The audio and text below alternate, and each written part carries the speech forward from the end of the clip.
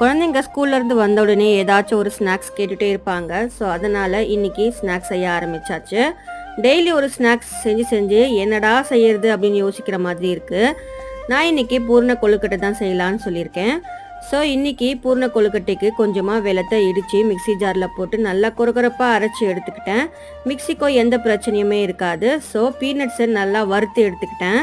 அதையும் நல்லா மிக்சியில் போட்டு நல்லா கொரகொரப்பாக அரைச்சி எடுத்துக்கிட்டு ரெண்டுமே கலந்து விட்டாச்சு. இதில் கொஞ்சமாக நாட்டு சர்க்கரை சேர்ந்துட்டோம் அப்படின்னா செம்ம டேஸ்ட்டாக இருக்கும். அரிசி மாவை கையோட கொஞ்சமாக வெது வெதுப்பான தண்ணியில் கலந்து வச்சு சப்பாத்தி மாவு பதத்துக்கு பிசைஞ்சு எடுத்தாச்சு. ஸோ இதில் ஸ்டஃபிங் வந்து இதை கொடுத்துட்டு உள்ள பூர்ணம் வந்து கொடுத்தாச்சு. கொழுக்கட்டை ரெடி ஆகிடுச்சு. ஸ்டீமரில் வந்து கொஞ்சமாக நெய் ஆட் பண்ணிக்கிட்டேன். இதில் வந்து இந்த கொழுக்கட்டையை ஆட் பண்ணிவிட்டு ஒரு 10 நிமிஷத்துக்கு நல்லா வேக விட்டு எடுத்தாச்சு. இன்றைக்கி டீயோட ஸ்நாக்ஸ் ரெடி ஆகிடுச்சு. நாளைக்கு மினி விலாகில் பார்க்கலாம். தேங்க்யூ.